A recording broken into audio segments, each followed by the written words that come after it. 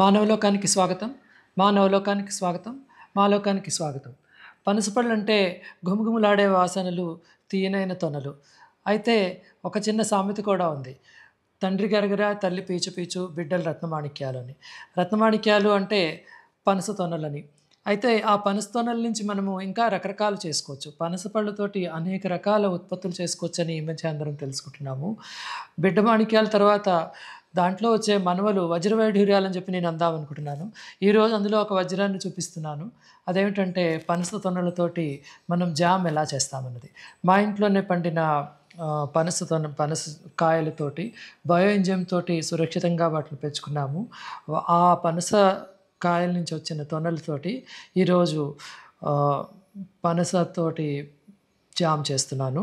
ముందుగా పనస తొనలనన్నిటిని ఈ రకంగా చిన్న చిన్న ముక్కలుగా చేసి సిద్ధపరచుకోవాలి.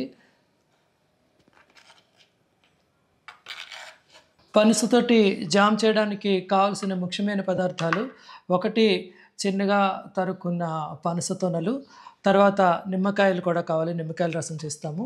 అదేవిధంగా ఏ జామ్ చేసినప్పుడైనా పెక్టిన్ అన్న ఒక పదార్థాన్ని వాడతారు. ఎందుకంటే అది నిల్వ ఉంచడంలో ఒక రకమైన ప్రిజర్వేటివ్‌లా పనిచేస్తుంది.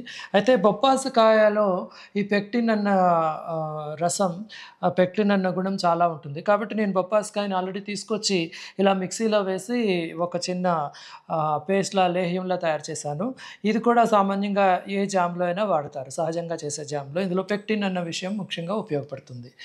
తర్వాత మనకి పనసతో చేసిన జామ్‌లో ముఖ్యంగా కావాల్సింది నెయ్య. నేను మంచి నెయ్యిని ఇంట్లోనే చేసిన మంచి నెయ్యిని దీంట్లో కొంత ఉపయోగిస్తాను. తర్వాత మనకి ఈ పనస జామ్‌ని పంచదారతోటి చేయొచ్చు. అదేవిధంగా బెల్లంతోటి కూడా చేయొచ్చు. నేను 2 రకాలుగా చేస్తున్నాను. ప్రస్తుతం మాత్రం పంచదారతోటి చేస్తున్నాను.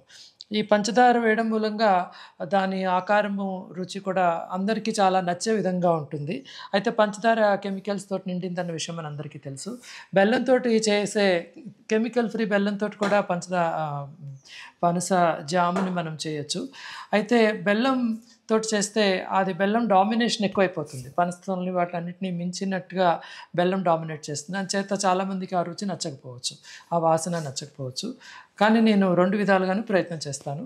ప్రస్తుతం మాత్రం నేను ఆహ్, పంచదారను ఉపయోగించి ఈ జాములు చేస్తున్నాను. నిమ్మకాయ రసాన్ని ముందుగా ఏర్పాటు చేసుకుంటున్నాం. పనస పండుతో చేసే జామ్ కోసము అన్ని సామాన్లు సిద్ధం చేసుకున్నాము. ఇది రోస్టరు. దీంట్లో ఇది గిరగిరా తిరుగుతుంది. కింద స్టవ్ మూలంగా మంట కూడా వెలుగుతుంది. తక్కువ శ్రమతోటి పని పూర్తవుతుంది. ఇప్పుడు ఇందులో పని మొదలుపెడదాం. స్విచ్ ఆన్ చేస్తాం.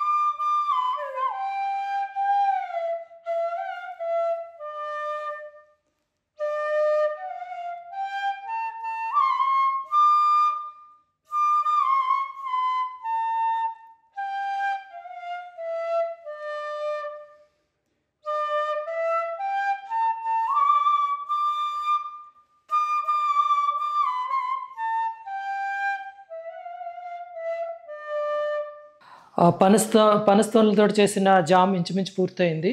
దీనికి కావాల్సిన వస్తువులు ముఖ్యంగా చిన్నగా తరుక్కున్న పనస తొనలు, తర్వాత మిక్సీలో వేసుకున్న బొప్పాయి, అది పెక్టిన్ అన్న ఒక ఆహ్, నిలువ ఉండే పదార్థం బొప్పాయిలో ఉంటుంది కాబట్టి దాన్ని వాడుతున్నాము. తర్వాత నిమ్మకాయని వాడతాము. సే ఏ సామాన్యంగా తియ్యగా ఉండే ఏ వస్తువులో అయినా ఇలాంటి జామ్‌లో నిమ్మకాయ కూడా వాడతాము. ఎందుకంటే తినడానికి మనకి రుచిగా ఉంటుంది. నిమ్మకాయ వాడకపోతే అంత తీపిని మనం తినలేము. అంచేత నిమ్మకాయ వాడతాం. తర్వాత నిమ్మకాయ కూడా సహజమైన ఒక ప్రిజర్వేటివ్. ఈ మూడిటిని వాడతాము. తర్వాత మనము కొంచెం నెయ్యి కూడా ఇందులో వేస్తాము. తర్వాత పంచదార వేయాలా, బెల్లం వేయాలా అన్న విషయంలో ఎప్పుడు కూడా వారి రుచికి వారి ఆలోచనకి అనుగుణంగా ఉంటుంది. ప్రస్తుతం నేను ఇందులో పంచదార వేసి చేశాను. బెల్లంతోటి కూడా చేసుకోవచ్చు. సో, ఈ విధంగా వాటిలన్నిటిని ఉపయోగించాక ఈ ఆహ్, రోస్టర్‌లో ఇంచుమించు 2 గంటలు దీన్ని ఇలా తిప్పాక ఇది పూర్తిగా ఆహ్, ఈ రకమైన స్టేజ్‌లోకొస్తుంది. ఇంకా దీన్ని మనము ఈ గిన్నెను కూడా స్టెరిలైజ్ చేశా నేను. అంటే నిప్పు మీద కాల్చి వేడి చేసి పెట్టాను. తర్వాత దీన్ని ఇంకా మనము గిన్నెలోకి దింపుకోవడం.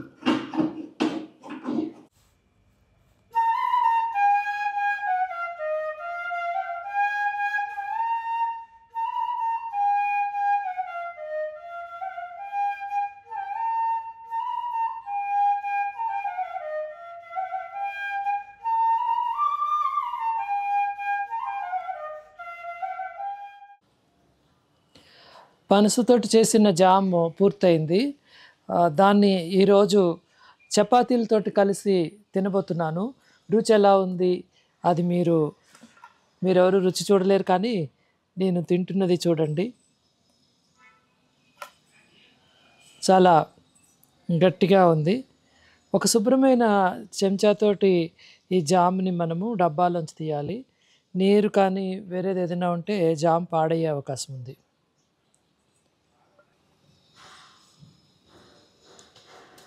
చపాతీల్లోకి దీనిలాగా పరుస్తున్నాను, స్ప్రెడ్ చేస్తున్నాను. కొంచెం గట్టిగా ఉంది. ఇంకొంచెం మెత్తగా స్మూత్‌గా ఉన్నా కూడా బాగానే ఉండేది. కానీ నేను కావాలని కొంచెం ఎక్కువగా దీన్ని ఉడకపెట్టి ఎక్కువగా దీన్ని వేడి చేయడం మూలంగా ఆ పాకం కొంచెం గట్టి పాకంలా వచ్చింది. గట్టి పాకం పెడితే మనకి తొందరగా పాడైపోకుండా ఉంటుంది. చపాతీల మీద జామ్‌ని ఇలా పరిచి రోల్‌లా చేశాను. ఇప్పుడు దీన్ని తినబోతున్నాను.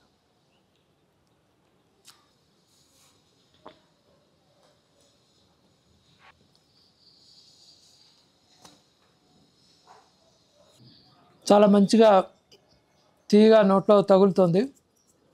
పనస వాసన రుచి తెలుస్తోంది. చపాతీల్లోకి నంచుకోవడానికి తినడానికి చాలా అద్భుతంగా ఉంది. బజార్‌లో దొరికే ఏ జామ్ అయినా కూడా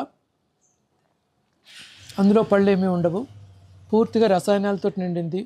రకరకాల జెల్లీసు, కెమికల్స్, హార్మ్‌ఫుల్ షుగర్స్ వీటన్నిటితోటి కలిపి 1-2 చుక్కలు ఏమైనా పళ్ళ ఎసెన్స్ వేస్తూ ఉండుండొచ్చు. మొత్తానికి అది పూర్తిగా ఒక రకమైన రసాయనాలతో చేసింది అని చెప్పి మనము తెలుసుకోవాలి. దానికి భిన్నంగా మన దొడ్లోనే పండిన మనము బజార్‌లో కొనుక్కునైన పళ్ళతోటి స్వయంగా చేసుకుంటే చాలా మంచి ఆరోగ్యకరమైన జామ్ తయారవుతుంది.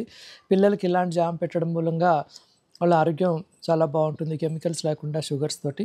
బెల్లంతోటి చేసుకుంటే ఇంకా బాగుంటుంది. మా ఇంట్లోనే పండిన పనస చెట్టు కాబట్టి ఇది పూర్తిగా రసాయన రహితమైన పళ్ళతోటి చేసింది. చపాతీల్లో తినడానికి అద్భుతంగా ఉంది.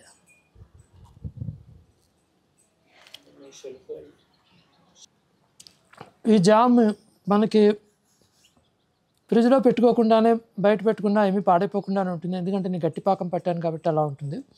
తీసుకోవాల్సిన జాగ్రత్తలు ఏంటంటే తడి చెంచాలు, మట్టి కానీ ధూళి ఉన్న చెంచాలు, శుభ్రంగా లేని చేతులతోటి దాన్ని ముట్టుకోకూడదు. ప్రతిరోజు శుభ్రంగా ఉన్న పొడి చెంచాతోటి మనము జామ్ తీసుకుని ఆ చెంచాను మళ్ళీ కడిగేసుకొని పెట్టుకోవాలి. అందులో చెంచా పెట్టకుండా ఉంటేనే మంచిది. జనరల్‌గా పిల్లలు నీళ్ళలో ఈ డబ్బా జాము ఇంచుమించు ఓ నెల రోజుల్లో పూర్తి అయిపోవచ్చు.